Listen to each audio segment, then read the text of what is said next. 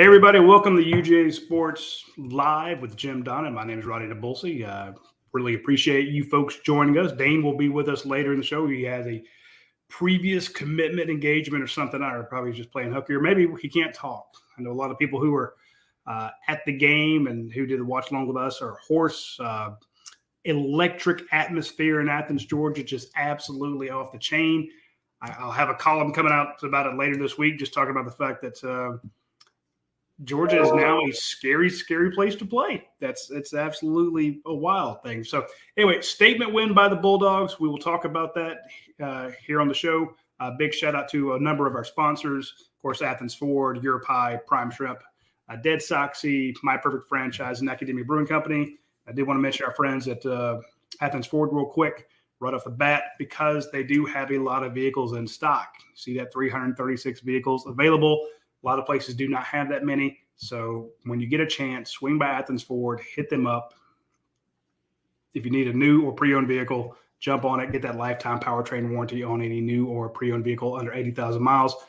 Special financing deals out there right now. Hit them up while you can. Coach, maybe I'm making too much of it, but Georgia has faced the number one team 5 times. They've beaten the number one team 3 times. 2 of those have come under Kirby Smart. I think that's pretty good. I think, and again, you can look at the rankings and stuff like that and say, well, they weren't in the AP, they weren't in this, but everybody in the nation was picking Georgia to lose this game against Tennessee. A few people believed, you believed. I was nervous. I picked them to win in our score predictions, but I told you, every fiber of my being, every cell of my body just thought that this was going to be the one that Georgia drops. That offense was unique. I was worried about Georgia's secondary, 3 first-year starters in the secondary. I told you to walk me off the ledge when we started the watch-along show on Saturday, and you were just utter confidence. You weren't worried about it. What happened?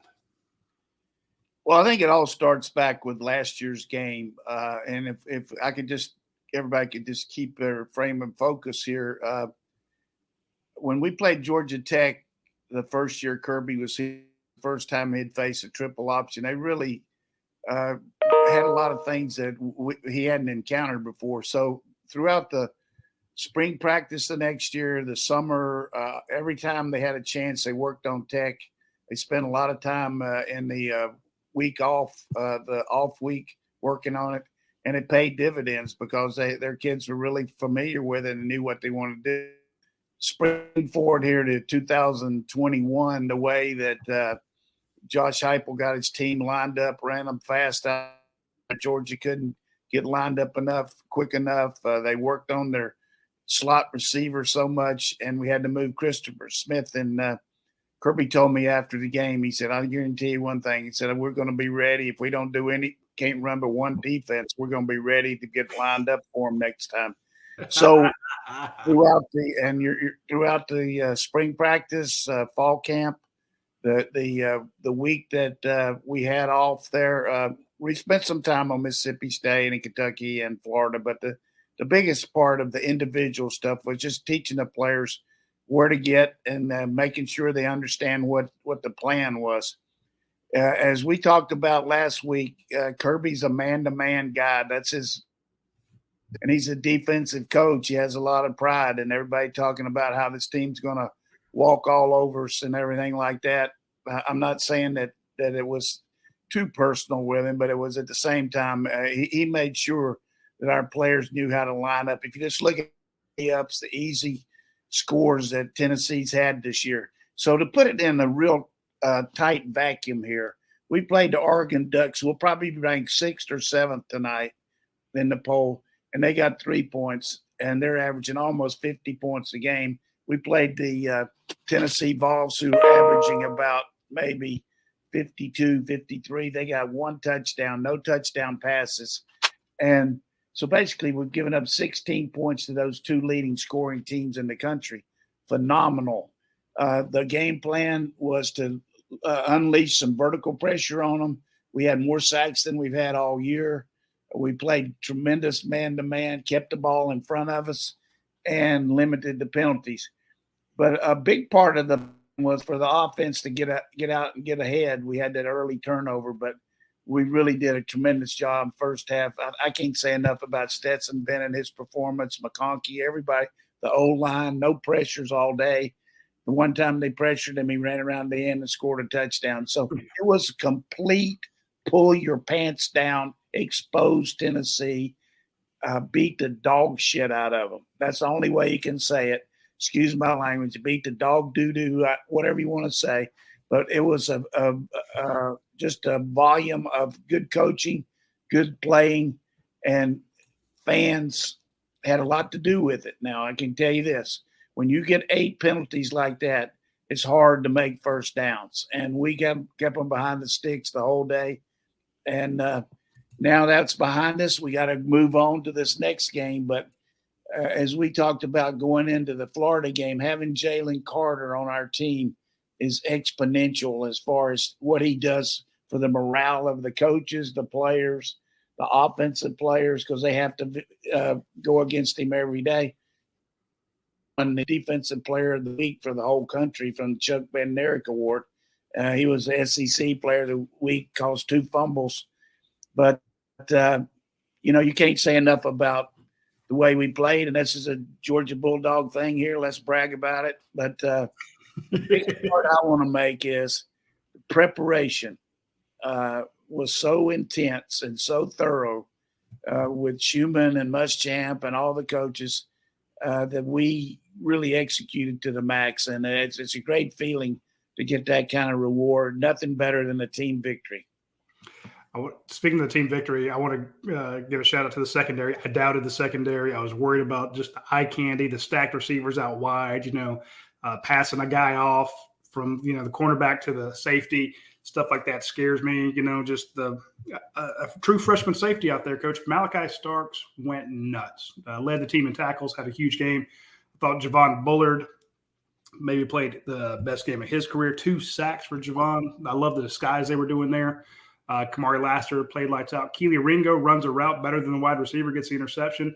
And remember, midweek or sometime there's this leaked audio of Kirby Smart just absolutely chewing Keely Ringo's ass in practice, just absolutely blistering his tail. Now, those of us who've been around Kirby Smart knows that that's a good thing because the guys he yells at are the guys he expects a lot of, and he won't let them make a mistake. And we asked Keely about it yesterday. He's like, look, man, I take the instruction, not the tone. I look at what the content of the message, not the way it's delivered. And, he's been here some years. He's gotten the tongue lashings before. But if you heard that audio, you'd be thinking Kirby Smart is terrified of this offense. This sounds – he's worried about his secondary. But I thought the secondary played lights out. And to your point about the team concept, the part I was worried about was the secondary. They did good. Jalen Carter gets in there, but they played this game without Nolan Smith.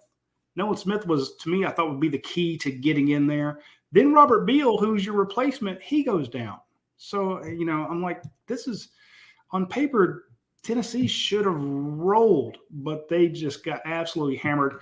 And then, like you said, the offense was great. And then you always talk about the special teams. That 75-yard coffin corner punt, to me, changed the whole momentum of the game. Yeah, that's good. Hey, we got to move on to this next game. We've had enough love for No, there's not enough love for this. Coach, look at her comments here. They all want to know about that. Hey, but I tell you what was really satisfying for me was how many people were here nationally. When you talk about CBS's prime game, when you talk about Feinbaum being here, Herb Street, Bear, all those guys, I had a chance to talk to them. And to a man, I put myself out there. I said, look, y'all were talking about Tennessee. This football team we got is not as dominant as we were last year, but we got a lot of pieces together. And I told Bear, I said, I'm going to take a low-scoring game, and Georgia's going to cover. And he said, and so, hey, I was right about the low scoring because, if you don't give up big plays to them, it's hard to march the ball on our defense because we got people knocking you around, and we got a lot of role players too. But we got a lot of tough games coming up here. This game against Mississippi State worries me maybe more than the one this last week because you just can't get the ball back from them. They just hit all those short passes, and it's going to be tough down there in Starkville. But we'll still show up, but we know what they're capable of. I mean, they played Bama very tough, but they just couldn't get it in the end zone. But I'm sure we'll have some questions going forward. But it's easy to see why the film is your resume, and the individual battles we won in that game, one-on-one, offense, defense, special teams, were really good.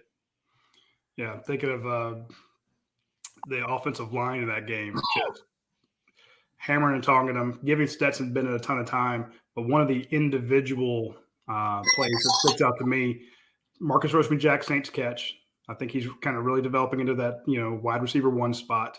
But Ladd McConkey, I've been on him about the yips. I've criticized him when he's had some drops. We asked him yesterday what happened. He said, look, I just changed my focus a little bit. But he came up big. That double move that he hit, and you can see the coach on the sideline raises his hands right as as a safety or cornerback kind of bit forward. That number 0 for them, I felt sorry for him. I mean, I don't know how many targets we had on him, but every time we targeted him, we probably should have done it more, but he couldn't cover anything. Just a great route by Ladd. And in his defense, he's had turf toe and had some injuries, but you like the fact that he competes on a level and he almost had another big play on that screen. If he'd cut back to the left a little bit more, maybe he'd have gone. But, we had a couple drops in the game, which are not like it. I think at this point, Big O's in a little bit of a slump here. He's had 4 drops in the last 2 games, and he's blocking like a terror, but he can't drop those balls like he's been dropping them. Or if you do that too much, old monkey won't come back to you. It's true. Well, that was one of the questions I had early on was how long are they going to stick with Ladd? He just seemed to be – there was a 3-game series there where he just couldn't get it, but he seems to they stuck with him. But that was kind of what I was alluding to was those individual battles that you mentioned and how some of those guys came out on top one-on-one. Even though Georgia – this is a statement game, they pantsed them. They did it in front of, the biggest crowd. The loudest crowd on the biggest national stage. Everybody was watching this game. 1 versus 1. If you look at the different polls, Georgia dismantles them just like everybody was watching that Oregon game, and they just pantsed Oregon. But this was not Georgia's best performance. Kirby said, he said, we haven't played our best game yet. And go back to the drop passes. Georgia did have some penalties. What was it, a 4th and something that you get a face mask on? Yeah, it was just young pass. So many pass interference calls. Offensively, some bad plays that Georgia got behind the sticks, and then they stopped their drives with. You mentioned that during the watch along show. Georgia shot itself in the foot a couple times on drives. What can this team be if they hit on all cylinders without those penalties, without the turnovers? Yeah, I think that the Oregon game's pretty emblematic of that. When probably best game all year, but as a total group. But when you look at our offense, we took the sails out of the wind out of the sails there in the second half. After that 9-minute march, we went into the fetal position. We didn't throw but one more pass. We were running the ball and, milking it. Kirby didn't want to give them any easy score and all because he knows there's quick strike ability. So, but, basically we played 2 quarters of offense in that game and scored 24 points, and then we got the other 3. But, at the end of the half, Kirby talked about there was something we probably could have looked at. We had those timeouts in our pocket, but he was worried about giving the ball back to Tennessee and probably should have got 7 there. If we'd have used our timeouts, I think we probably would have. But you got to look at it as a total coach, and that's what he's looking at. He didn't want to not make it and give Tennessee another opportunity because he started the half off the next half. So, but this team really believes in the culture and in the system that we're running, and it just looks like right now, what we play against is our own standard, and not have one of those South Carolina games or something like that where you lose to somebody you're supposed to win because you screw it up. So, but the kids are having fun. The fans are enjoying it. And I'm sure enjoying watching these guys play. And when you're called on, like Devin Willock was the other day, he had a few plays that didn't work out perfectly, but I guarantee you, He's a man. He can move people at the line of scrimmage. His confidence level's got to be good, knowing that he's got that game under his belt. And when you can lose a 6'7", 300-pounder at left guard and bring another one in there that's just as big, that says a lot for your offensive team. And we should have Mims back this week, who had a little bit of an MCL situation, and I don't know what the deal's going to be on the other guard, whether his foot's going to be okay. He's got some turf toe too, so trust. But I was really happy for Willock because he's really worked hard. He's redeveloped his body and has come around to just an unbelievable physical specimen. Do you think he stays in there even if Xavier Truss is healthy, or does Xavier Truss kind of get a spot back? A lot of it will be dependent on what the practice has, how it works out this week. That's one of the reasons why McConkey stayed in there. He kept practicing good, but he just had a couple bad plays in the game. But our practices are tough as nails now. I mean, they go against each other and very difficult. Put them in difficult situations, offense and defense, and there's no standing around. Kirby's come up with this new deal now where when the offense is going against the defense, it used to be the second team would just stand over there on the side and watch and everything. But now he makes the second team defensive backs and the receivers go over there and go one-on-one against each other so they don't have any rest. So he can't stand to see somebody standing around. I mean, I don't go out there much, but when I stand around out there, I think he's going to make me run some laps or something. So it's constant motion out there, a lot of energy. Well, I've said this for years. You don't – and we'll go to a high school practice coach, and you'll see the star player. He's like working on – well, everybody else is doing laps and working out, stuff like that. He's getting his hamstring worked on. He can't stretch with the peons, the low lives. He's got to get that star treatment. And if he's just a little dinged up, the coaches hold him out of practice. He gets a little bit easier practice, but he turns it on under the lights, and nobody really complains. You don't have that under Kirby Smart. If you're Jalen Carter, you're Stetson, I don't care who you are, the biggest star. If you're Jordan Davis, when he was out, whenever they had an issue, those guys go through hell on the sidelines during practice. They're like, if you can't practice, well, you can sure as hell condition. And if they got an upper body issue, they're running. They're on the bike, and they're just sweating buckets. You got a lower body. Well, guess what? You get to go do all this arm work and upper body stuff, and there is no slacking going on. And hey, it pays off because you can see how they put it away. Which brings up this question for me. Came from Twitter. Brent says, if it was not for the rain, would UGA have scored 40 on Tennessee? And you mentioned the fact that, Kirby kind of ran the clock out on them, didn't want to give them the ball too many times because that quick strike ability. But it seems to me, you mentioned once it started raining, you saw one throw, you're like, Stetson's going to have a hard time throwing the ball. Look at how it's slipping out of his hands. Then back-to-back fumbles on one play, two plays. I mean, just almost immediately. And Kirby's like, no, we're running this ball, even if we have to run into 9-guy boxes. But I'm thinking if it had been dry, do you think Kirby would have just kept his offense out there and kept being aggressive? Oh, sure. That's the way to do things when the team's loaded up and pressuring you. You can't run the ball against that kind of look. I mean, you gotta let it go like we did. I mean, but I looking back on it, that was the right play there. They weren't scoring on us. Don't give them any field position. And the only thing I would have maybe done is let maybe Stetson keep the ball a couple times because they couldn't play him and the way they were trying to overplay things. But the reason I asked, Coach, is you mentioned some of the national response. A lot of the national pundits like, wow, we shouldn't have doubted Georgia. We were wrong there. And early on, there were 90% of the bets were on Tennessee. Now, at the very end, the pros, the sharps, they came in and put a lot of money on Georgia. And Vegas, a lot of people were questioning Vegas having Georgia as a 9-point favorite. That kind of came out. But the silver lining that you're hearing from Tennessee fans and the pundits who were wrong, the pundits who were embarrassed, they're like, well, if it had been on a neutral field, then it wouldn't be like that. And you saw how Georgia struggled in the second half. Tennessee won the second half. Get them on a neutral field, and it wouldn't play out like that. And I'm like, you wasting your breath here. This is ridiculous to even talk about that. I think everybody knows that's bullshit. I mean that's why I ask you. You can't.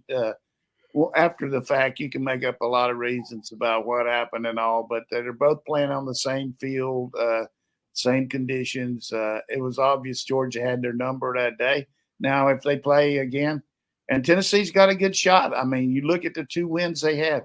If LSU continues to win the way they beat LSU, I mean, if LSU would happen to beat us in the championship game, and we're undefeated, we're in. But, who's to keep Tennessee out because of their win? So, I mean, there's a lot of things going to be.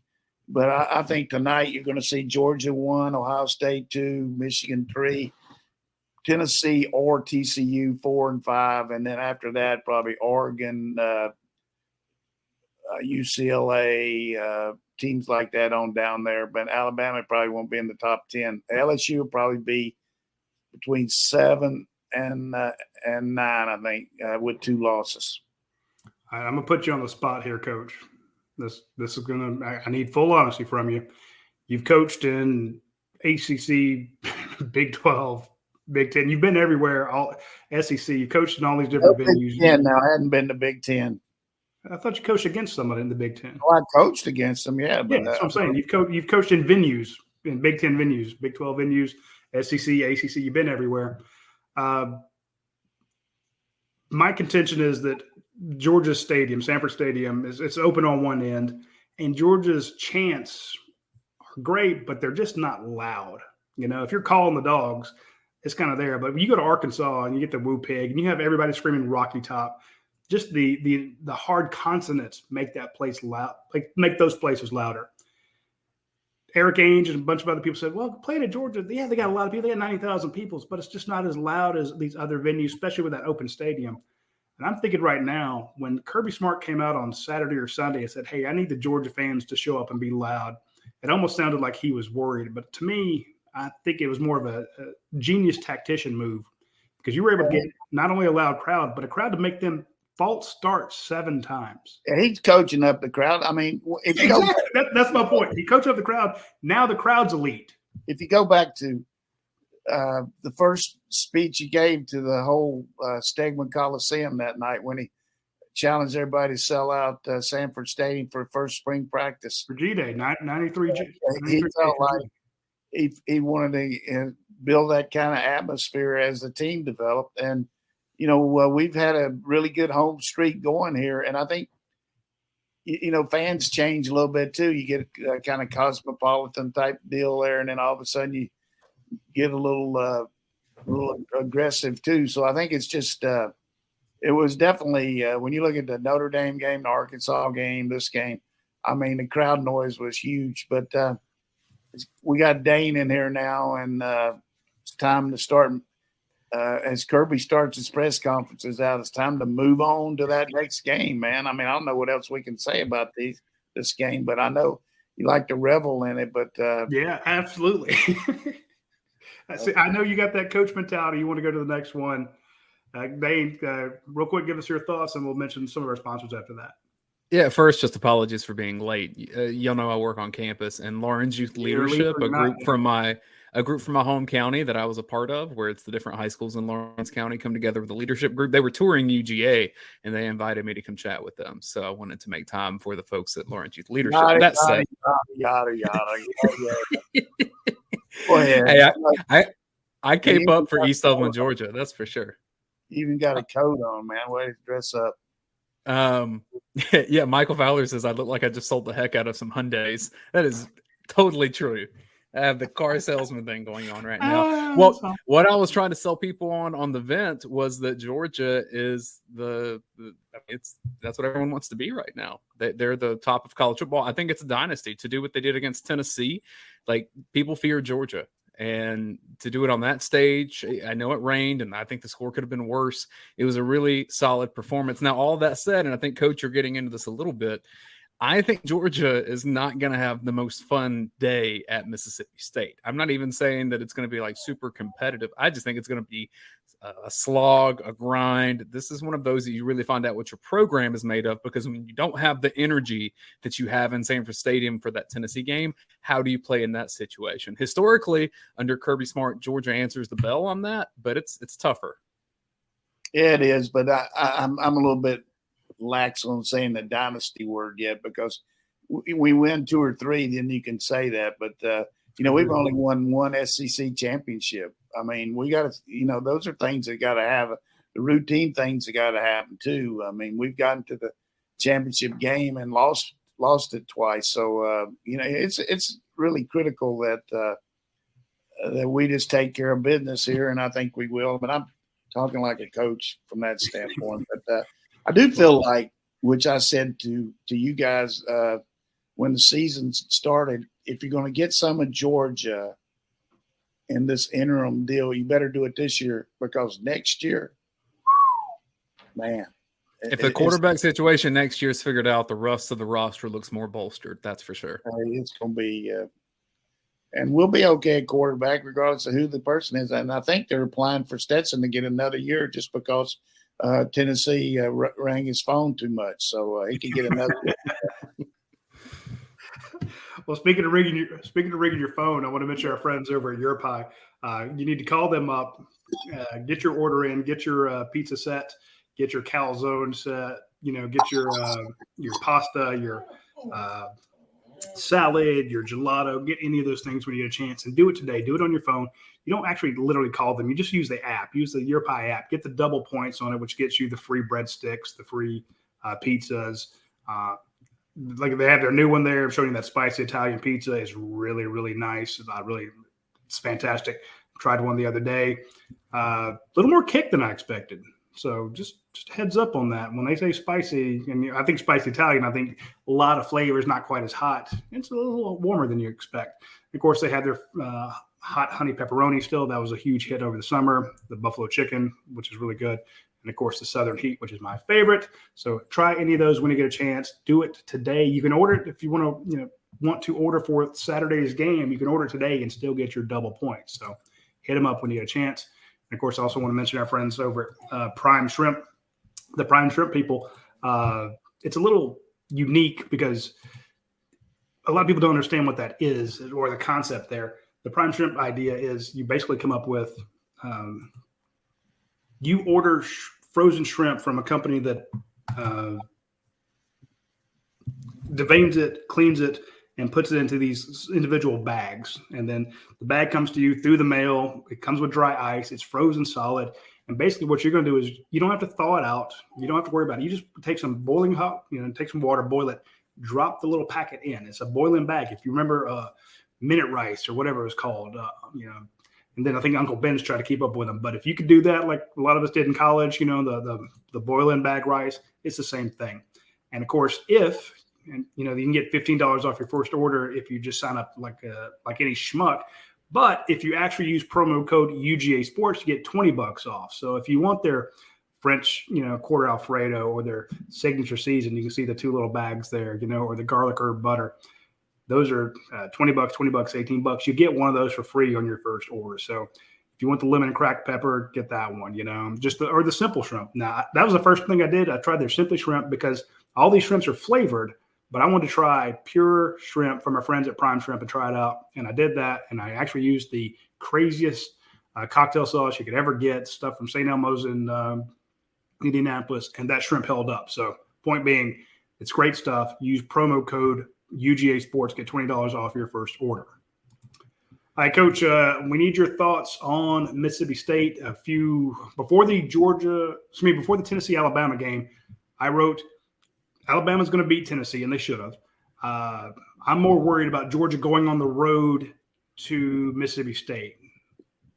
Then Tennessee won, and then they killed Kentucky, and then I was worried about Tennessee. But right now, when do you worry? I worry all the time. But point being, this is as Dayne says, you had all that energy this past week. Now you're going on the road to where they have incredible energy. They're going to give you their best shot. And I don't want to call it a trap game, but it could be that letdown. So, and it's going to be in the low 40s weather-wise too. So I hope people see that. When the game starts and then get in the 40s. But here's the thing. Barely hear you. Here's the thing that really sets apart the difference in you worrying the players. They look at the tape. They see the other team. They realize that they better be ready because this is a physical football team. This is a team that runs a funky defense that you don't see that often. That some of these guys played against them 2 years ago when we had to throw almost every down because they were plugging off of that 3-3. We didn't have the line that we have now, and JT had a big game, almost 400 yards passing, but we couldn't get the ball from them. We dropped 8, and they get all these balls in front of us. So as much as we worry or you worry and all, the players understand what the challenge is. You got to get off the field. Guys are going to go for it on 4th down. I mean, he went for it on 4th down twice against Alabama inside his own 35-yard line. So he doesn't have any rhyme or reason for what he does.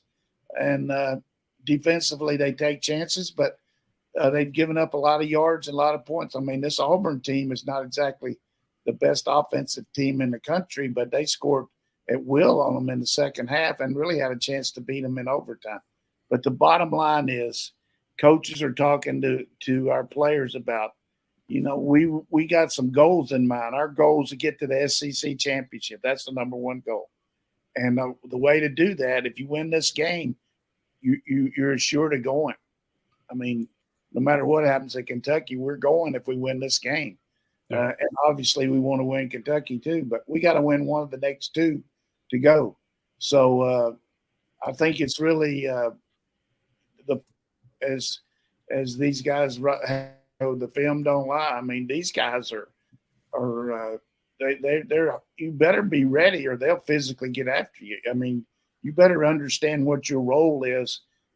They have a lot of unblocked guys that are going to be challenged to our offense, but I also think if they think they can line up and blitz us, I think I would send them a Western Union and say, please, please think that you could. That's the way to stop us, because I think Stetson will eat their lunch with the receivers we got.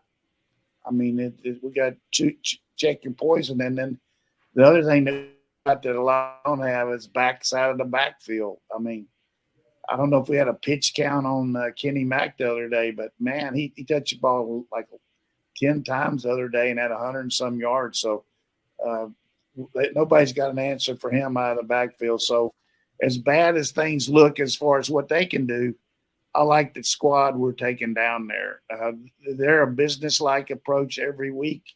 Our coach will have them ready, and it'll be a dogfight. 2 Bulldogs playing. I mean, it'll be a dogfight, but you're not going to have a walk-in-the-park game down there, that's for sure. That was kind of one of my questions for you, Coach, was when you talked me off the ledge against Tennessee, you said, look at the 4 sides of the ball: Georgia's offense, Georgia's defense, Tennessee's offense, Tennessee's defense. And you mentioned Tennessee's defense is the worst of the groups. So you were confident in Georgia. Kirby Smart said one of the things that's changed between this Mississippi State game and the one he had a few years ago was how much better the quarterback thing is. But he also he raved about their defense and how much tougher they were. I'm just not seeing it as much. What does the coach see? I mean, the thing that you see is the little significant things that they do, not the composite. Their composite of giving up points doesn't look that great, but give you enough problems that if you don't take care of business and prove that you can do things, they're going to keep hammering you.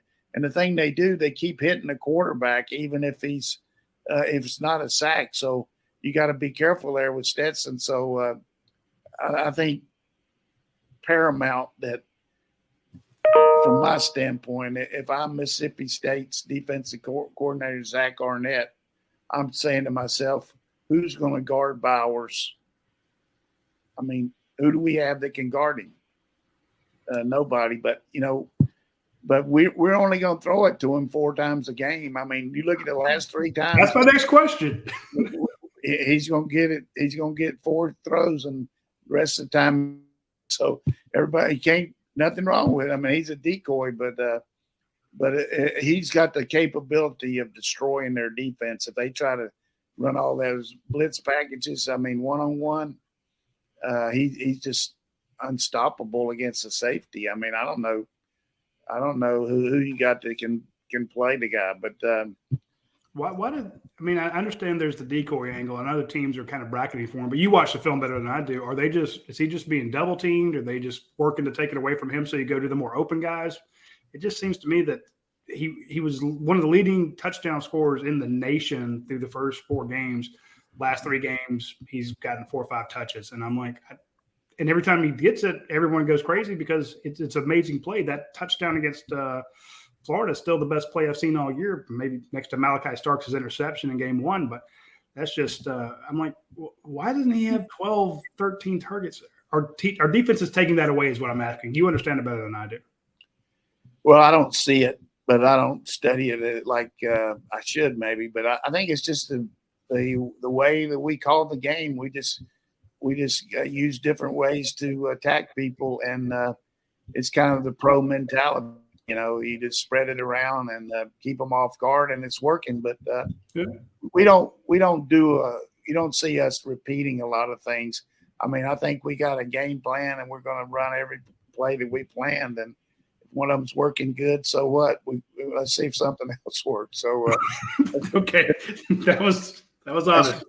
Well, Georgia is relying on the attention that Bowers commands, right? So on the Arian Smith touchdown in the first quarter, or the Arian Smith long play in the first quarter against Tennessee, 3 linebackers were standing there staring at Bowers, and all he was doing was blocking on his side.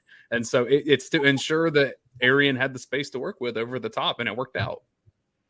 Yeah, but the linebackers aren't effective on over the top now, Dayne. As smart as you are, they don't have anything to do with that. I mean, I know that, but I'm saying the other things that develop off of it. If those guys are all staring at Bowers and all the other playmakers. Yeah, that's true. That's true. But where it really helps is when those guys start doubling him and all, and then you run and things like that. But it was a well-disguised formation. I mean, you had the one-on-one. The safety didn't do anything coming over the top, and he just beat. So, but I give him credit that he is I mean, you gotta. I mean, we watch the tape. Somebody's got to guard him, and even if he's not getting the ball, and then Darnell is doing all these chips on the blocks before he goes out sometime and destroying people too. And his blocking's been unbelievable, but he's got to pick it up. If he got to come out of his slump, kind of like McConkey did, because I mean that catch in the end zone, he's got to make that catch. I mean. But, he's 6'7", 6'8", too. It's hard to bend over. But Well, I want to take a quick break and mention to one of our friends, if you have a hard time bending over, then you need to get these Dead Soxy socks, because you won't have to bend over and pick them up all the time. They have the True State technology. They will keep them from sliding down. And we always mention the Georgia socks, but I want to point out their dress socks, because a lot of you folks are at work right now. You're pretending to work while you're watching us, and we appreciate that. But if you want to look good in the office and be the most talked about person in the office, check out their dress socks. Okay, these are not your boring black and blues. They actually have some fantastic looking ones here. Tons of different styles. As I'm kind of scrolling through them, you're seeing them pop up on your screen there. They just look really sharp. The folks in the office will kind of give you a little more respect because you're a snappy dresser and you're sitting in those in-person meetings that we're having now. You let your slacks ride up a little bit so you can show off those badass socks they got there. Check them out. Check out our friends at Dead Soxy. Use promo code UGASports, get 25% off. It's an easy slam dunk thing. You can't miss it there. So hit up our friends at Dead Soxy. And also want to mention our friends over at our friend. I say friends, but there are some people who've done this with us.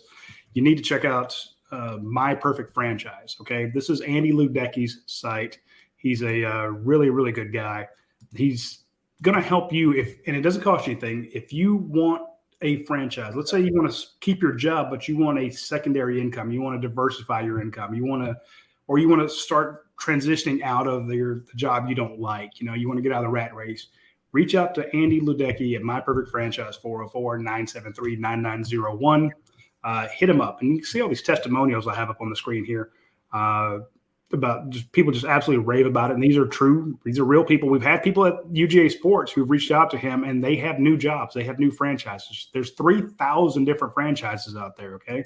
So if you want, if you want to do something out of the home, you want something not out of the home, you want to sales requirements, light retail, under 250 grand, or big retail over 250 grand, he's going to help you. Now, here's the thing. It doesn't cost you anything to reach out to him. So hit up Andy Ludecky at My Perfect Franchise. He sponsors this. He sponsors our post-game show, our website. He sponsors Dash's news and notes after the game. So hit up Andy Ludecky. Change your career trajectory. Doesn't cost you anything. And he's a huge, huge supporter of our site. So we appreciate him. Michael Fowler says the ad transitions are smoother than a fine Kentucky bourbon, which I agree, but we don't compliment Roddy on this show. That's one of the staples of it, so I will not allow it. Let's get to some questions from our friends at UGASports.com. From Billy Zane, says, I'm definitely not suggesting that Georgia will have a letdown game against the fake Bulldogs this week, but Coach, do you ever specifically focus on avoiding letdowns after a big win, or do you just stick to treating every week as just the same as any other?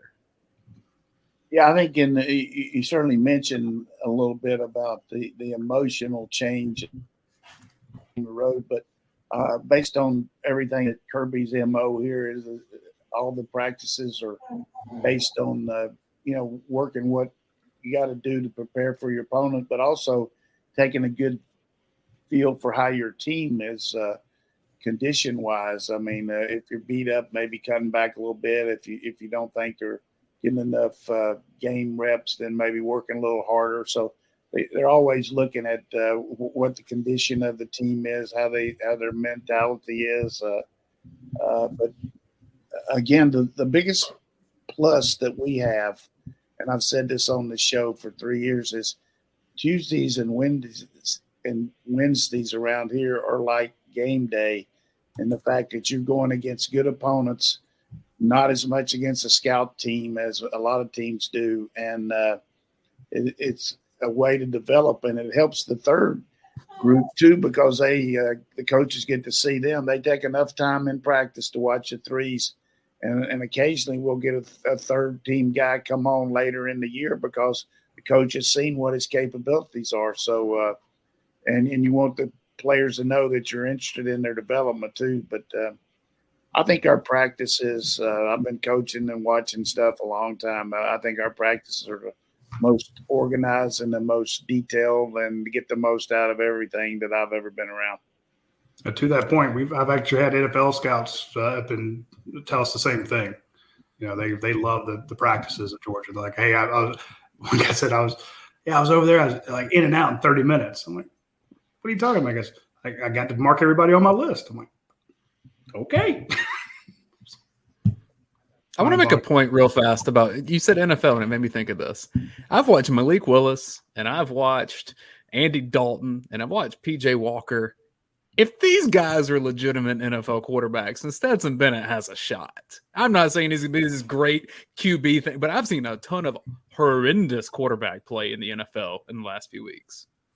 Yeah, I mean, Andy's kind of Malik Willis is going to function pretty well with the threat of the Henry running the ball, but Stetson's going to get a shot because he's got a good arm, and you look at Munkin will help him too, just from the standpoint that he's going to tell all these pro guys what he's capable of. I mean, he had his quarterback, that Mullen guy at Nick Mullins from down at Southern Miss, played 3 or 4 years in the pros. He might still be a backup, but very similar quarterback in a lot of ways.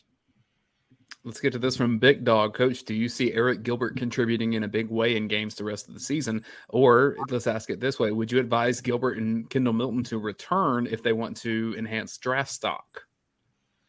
Yeah, I think Milton's case, he's just been hurt. He's got to get back out there and earn his spot. And Gilbert is kind of working his way back in after being out, with some injury situations, but I can't advise him on that. I think in Gilbert's case, I don't know what he thinks he's going to get pro wise. I mean, it'll have to, it'll all be on potential, mostly on that LSU year, but he's definitely, you talk about pro guys, they come over there and one of the first things they say is who's number 7.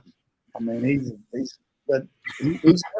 he's working on the scout team some and helping us there. I could see him helping us down the stretch.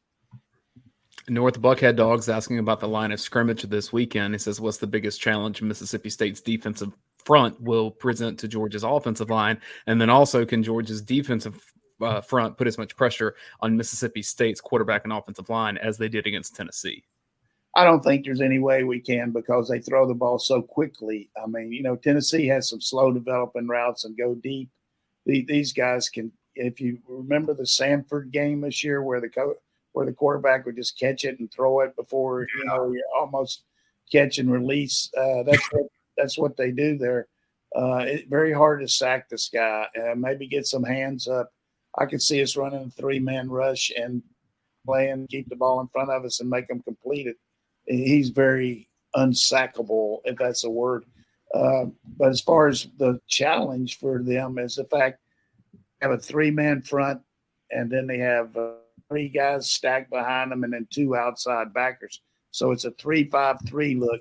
Any one of those 5 guys behind the 3 can come at any time. So they can bring 8-man pressure, 7-man pressure, and run a lot of stunts.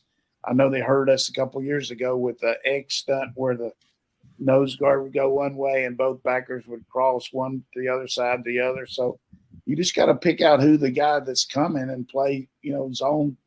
It's really a zone concept as far as blocking, although the counter is good if you can block the backside and get tackled from the back. They present a lot of problems at the line of scrimmage with their run schemes. But again, if they're going to come with more than 5, then they're going to have to play man. And I don't know who they got. They got one corner that's really high draft guy. I don't know who they got that can cover us. Is that what Baylor did, Coach? When Georgia faced Baylor, that 3-5? Yeah, Baylor did that. Also, Arkansas runs some of it too, but Arkansas is not as much of a man concept as Mississippi. This from EB1 Dog. How are the freshman defensive backs progressing? Namely, Singletary, Humphrey, Everett, Thomas, and Washington, which is a mouthful. Coach may have stalled out. So, Roddy, if you want to take that based on anything you've heard. I'm still in here. He's still here. Talking about the freshman defensive backs. Yes, sir. Yes, freshman defensive backs. A lot of them. Well, they practice a lot. Singletary is coming along. Humphreys, the Washington kid who came in early. They're all getting a lot of reps on the scout team. Do a lot of individual stuff with Kirby and Muschamp and our secondary coaches. I think they're going to all be good. Everett just had a big head start. He and Malachi both were here in the spring, and you look at the way that we were able to use Everett now. We also got Nyland Green coming off a hamstring. I think our secondary for the future looks really good. David Daniels is coming on. He's getting better. Very good development by these guys.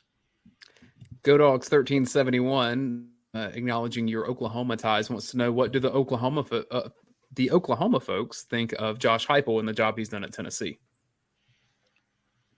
Well, as we've mentioned before, that was a very bad parting of the ways for Oklahoma. Josh won the national championship there. Went right to work for Coach Stoops. Ended up being offensive coordinator, and then. Messy divorce here. I mean, they let the guy go. So I don't think there's a lot of thought about, will they bring Heupel back or anything like that. I just think he's in a position now that I don't know that he'd want to go back after what happened. But I'm sure they're proud of him. I mean, he's done a lot of good things, but that issue in itself makes it very difficult to link the two together because he's not real happy about what happened to him. And, of course, took a lot of guts by Stoops. I mean, his wife is kin to the president. So it was a tough deal. From JSU Dog. How was that not a safety? Yes. I think they just didn't have a good enough shot of it not to say it, because otherwise it was, it looked to me like it was. And it certainly turned out okay for us because we scored right. It had to be a safety, but you got to have conclusive evidence on the video, and they didn't have a shot that showed that the guy was completely down, I guess, based on what I've talked to the people about. To me, if your big fat ass is laying down in the end zone and you're still up, it's a safety. I don't care. I mean, it is to all of us, but I'm saying, yeah, I know. But to your point, they didn't have a video. I'm basing that on the video that we saw. It just drove me crazy because I'm like, am I watching Bizarro World? Because it looks to me that we got this perfect angle of his side body just rolling through the end zone, just like a grain silo coming down, and I'm like, I'm with you, but it's just I had the same question. I still have the same question. It's still over though. You can't. I know. Hey, what about Jasper Saints? Yeah, I mean, good God. The only thing that I thought was I'm still questioning that too, Coach. Me too. I would love if the sky cam could go over the top of the goal line, because it tends to stop and look at the end zone facing the goal post. But obviously this camera angle needed something vertically over the top of that line of scrimmage. Yeah, these people are more worried about getting shots of the crowd and looking at the and all that. I can't believe they just love to watch all these different people in the stadium, and so. Let's get to this from Jason G Dog 17 or Jason G 17. What's the toughest position besides quarterback to transition from high school to college? Anything you say, you can say, but I think the easiest one to come in and play is probably receiver, because you can run all these different things. I think defensive back's very difficult to come in and play. Running back's easier. Probably O-line, just because of all the things you got to pick up. D-line, you come in right out and go in. And defense, you can move over there and play. I'd say O-line. Let's see. This is Middleton Dog says, Coach, how do you see things falling out come playoff time? He likes Georgia, Ohio State, TCU, and Oregon. Well, there's a lot of things. I think one league's going to have two. Ohio State and Michigan are either going to be in there, or Georgia and Tennessee, or Georgia and if LSU beats Georgia, then it'll be Georgia and LSU. So I think Oregon has got a chance, but they still got to play Washington this week. They got to play Utah, two physical teams. They're not a real physical defense. Bo Nix has been interviewed by everybody in America, and, he's playing good, but I don't know. He's just doing talking for me. So I could see Oregon losing again in the regular season, or maybe in the championship game. I think the four best teams right now are Georgia, Ohio State, Michigan, and probably Tennessee. I don't think TCU. I mean, TCU's undefeated, but every game it looks like they come back from the dead, and they give up way too many points. So that's where we stand right now. This from Merrick Egan, and we have touched on this a little bit, but he says, Coach, I think a few weeks ago you made the passing comment that you are more worried about this game against Mississippi State than Tennessee. Is it because it's away from home, or is there something else? Yeah, I made that because more about their defensive scheme than anything, just because they give you a lot of problems. But I think our offense has really developed, particularly in the O-line. But the number one thing that I worry about is as good as we are on defense, it's hard to get off the field against these guys if they're functioning well. You can't pressure the quarterback, and they throw the ball so well underneath. They had some bad drops against Alabama, and then Alabama's corners. Kirby was telling me their corners played unbelievable and made a lot of good plays man-to-man against them. So the thing that worries me about them is you only get so many possessions against them because they keep the ball away from you. And if all of a sudden we're not functioning that great on offense, we could get behind the eight ball a little bit. So it's one of those games that it's like you're getting ready to take a test on something, and the stuff that you got to get right, but you get in there and maybe you don't get a couple right because you didn't answer them like you thought you should have. This is a tough test, offense and defense, because of what they do. And on the road is one thing, but right now I don't know. that they're that tough a place to play because they're not, dominating people at home. But they'll be fired up playing the number one team. I guarantee you that's a big challenge. From 83 WR Dog, what is the cure for fumbleitis? Georgia's running backs have all gotten in on the action in recent weeks.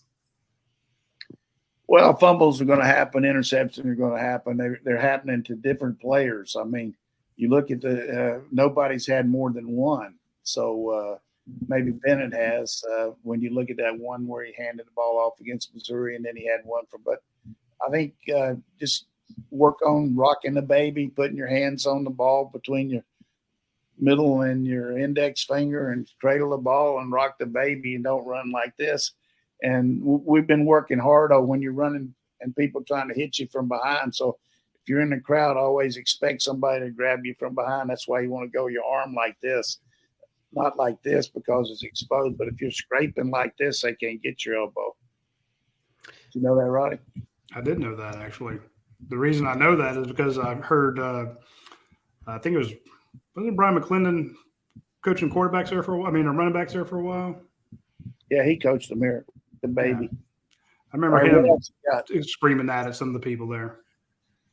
Roddy, do we need to take any more breaks? We have 3 more questions. We do. I need to mention our friends over at Academic Brewing Company because I love the ad they have up right now. They got a Kirby Smart with a giant can of Academia beer. Because I can tell you, Matt Casey and the folks over at Academic Brewing Company are giant Georgia fans. Matt was at the Georgia-Florida game. He was at this one. I remember seeing him in Indianapolis for the national championship game. Again, the guy's just a rabid Bulldog fan, and he has a fantastic place. He's got a brewing company that has a great restaurant in it. They have some new gear, some new merchandise. Very clear. Love the concept over there. Love the space. They have bike night pops up, every week with the axe throwing and all the motorcycles that come in. They had a special this past Sunday for their last big car show. And if you saw that car show, it was nuts. I mean, it's absolutely wall-to-wall classic cars. And, of course, they had these fantastic ribs out there. So it's always neat stuff going on out there when you get a chance to check them out. Of course, they always have new beers popping up like their Death Ripper and such. So first Thursday of every month, the bike nights, always great stuff going on at Academia Brewing Company. Check them out when you get a chance. All right, get those last questions in, Dayne. All right, let's start with this one. Coach will be back in just a moment here. He took a bit of a break. I'll send this one to you, Roddy.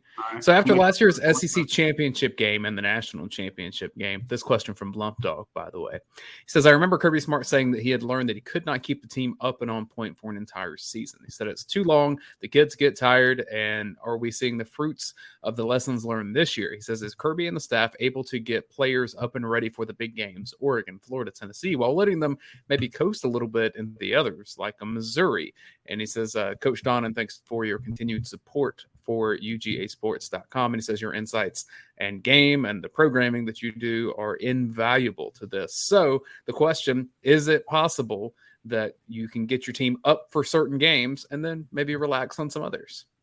Well, that's something, that age-old thing that everybody talks about, how you get them up, what do you do for the game, all that stuff. And realistically, you got 12 games. You ought to be ready for everyone. I think the fact that we practice like we do certainly helps.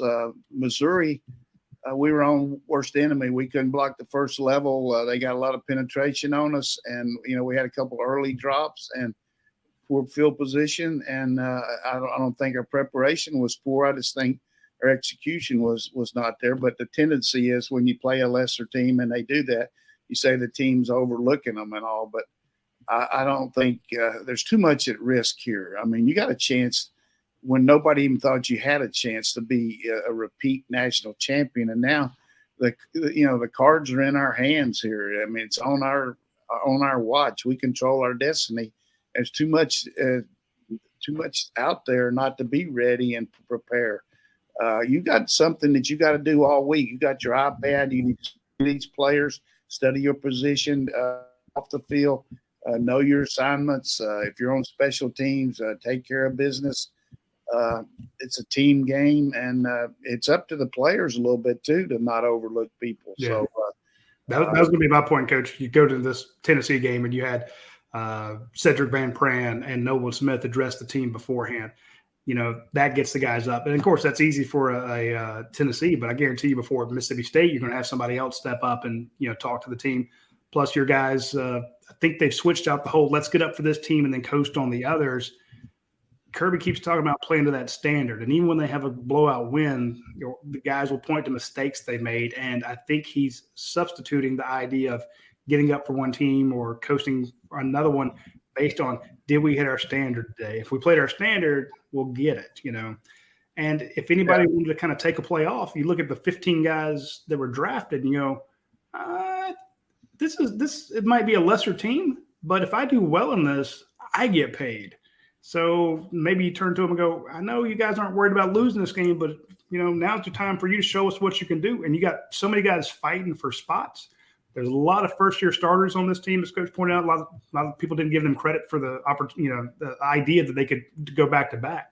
But, I mean, even Broderick Jones, your left tackle, he started 4 games last year. But this is his year to make a statement, Truss, Willick, like you said, Tate Radledge's first year back. All these guys, they haven't played a ton of games, Warren McClendon wants to end on a high note. He wants to go out with a second. I mean, think about it. That guy would have 2 rings when Georgia hadn't had one in 40 years.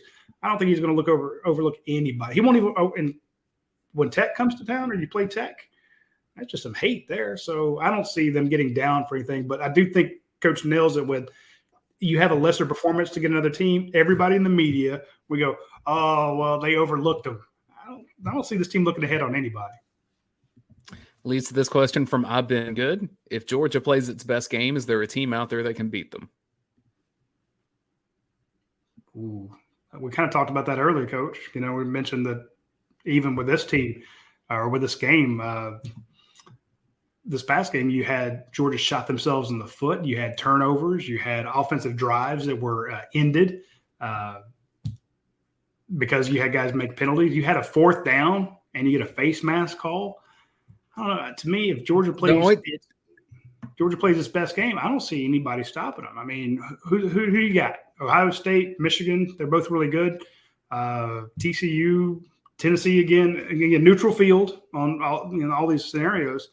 But if Georgia plays its best game, that means Kenny McIntosh is running like he did at Florida when he was pissed off. That means your offensive line is dominating. That means you got touches to Darnell Washington and Arian Smith going deep, and you're giving the ball to Stetson let him keep 1 or 2 of those. Your defense, you got Jalen Carter. Coach Kirby Smart called him out yesterday saying he's got to work. He knows he's got to work on his physical, his being in shape. So even though Jalen Carter played his best game to date or his most snaps to date, is named defensive lineman of the week in the SEC and then nationally, Kirby's like, he can still get better. Your secondary guys can get better. So many defensive holding and penalties called. If Georgia plays its best game, I mean, I don't think anybody can beat them. But we haven't seen that best game yet. Coach, Georgia's best game, does someone beat them? One thing I would say about those speeches and all, I think all the people like to hear that so-and-so talked to it, but anything that happens right before the game, I mean, that might last for maybe 1 minute. You got to do it all week. Everything all week's what builds it up into preparation. And we do a lot between Thursday and Saturday time working on their mental psyche with all the tests they have and the walkthroughs and everything. But emotion is one thing. It'll help you a little bit. But the biggest thing is just physical and mental preparation.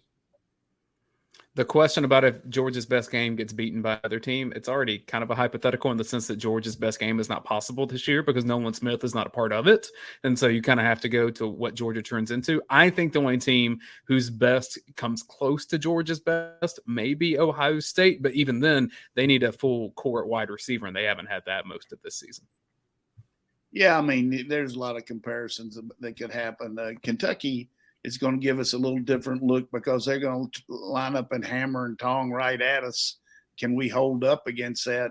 And their line is just so bad protecting the quarterback, though, that they just can't throw the ball effectively to go with their running game. They did okay in the win over Mississippi State, but I think the next 2 weeks just present different challenges. But I like our chances in both.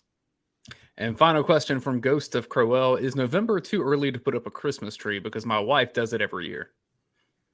Yes. Whatever his wife wants to do is what he should do. Put your foot down. Tell her that's not happening. Because we are at a stage where Thanksgiving is being swallowed by Christmas, right? Thanksgiving is kind of being pushed to the side, and Christmas comes early. Well, it's becoming like a 2-day holiday event. It's like Thanksgiving, Christmas. It just kind of comes together, and it's almost becomes a day of Christmas. But I noticed flipping through YouTube TV the other day, at least 8 different Christmas movies on. Of course, right? I watched them all. Yeah, I mean, they don't even let you get to Black Friday now. They're giving you early deals on Black Friday, and it's not even happened yet. So, yeah, but Amazon was pushing them before Halloween. So here's the deal: let's just keep watching the watch along show and do things like that, and then we'll have Thanksgiving the week of the Tech game, and then the next week we'll get ready for the SEC game, and then we'll figure out. Hey, hopefully we'll be playing in Mercedes-Benz Stadium twice in a row, play the championship game, and then the first round of the playoffs will be there too. That'd be awesome. If we do that, we'll put up a Christmas tree in Coach's basement. Okay. So I can ho. That's why Santa Claus had a garden, so he could ho. I hope you'll have fun without me this weekend. I'll be in Starkville, so the watch along show is you two hanging out. We're counting on you doing a good job down there, and I'm going to have it set where you can go to breakfast with Mike Leach and talk to him about the game plan. Can I sit down? Will they have the chairs out, or is that just something you don't get to sit anymore? You'll have to stand up. But, you got to perform, man. You know how Roddy always said, hey, shout out. I'm just saying shout out to everybody's involved with Georgia football right now. Every element, equipment managers, trainers, everybody. I mean, this is a first-class program that really is a lot of fun to cover, and I just hope they can reap the benefits of it. When you have such a big win like that, there's a lot of people that need to be acknowledged. So I just feel like everybody should enjoy what's going on and keep positive. Don't listen to Roddy and worry. Well, I'm positive that you're right. I know a lot of people throughout the UGA Athletic Association, the program that support, from Jared Moorhead all the way down to the nice lady that was, the people that clean up the building. I was talking to one of them the other day. They're fantastic. But I also want to give a shout out and congratulations to the Georgia fans who turned Sanford Stadium into a crazy place. And I know a lot of those fans were tempted to sell their tickets. There were ridiculous amounts of money to be made on the secondary ticket market. The Georgia fans kept their tickets. They showed up in force, and there was just a vague hint of orange over in the corner. A lot of people talking about how Tennessee was going to come into Sanford Stadium, take the stadium over. I mean, you couldn't swing a dead cat and hit a Tennessee fan. They were spaced out and they were quiet. And take the stadium over with 3,000 seats. How can they do that? Dude, they were like, we're going to buy up everybody's selling their tickets just like Notre Dame did. They had grandiose plans, Coach, and that came to nothing. So I was told that downtown. If you believe that bullshit, man. I was told that downtown Athens had a ton of Tennessee fans that obviously made the trip to Athens and then watched that on TV downtown, and then I guess just drank their sorrows away. Thanks for your money, folks. Okay. Our downtown guys appreciate that because they hadn't had enough home games. So anyway, speaking of thanks for your money, I want to give a shout out to our podcast sponsors, Athens Ford, Europi Academy Brewing Company, Dead Soxy, Prime Shrimp, and My Perfect Franchise. We mentioned all of them in the show. Please take care of our sponsors. And please join us next Tuesday at noon when we were talking about the Georgia-Mississippi State game and previewing Georgia-Kentucky for Dayne Young and Jim Donnan. I'm Radi Nabulsi. We will see you next week. Take care.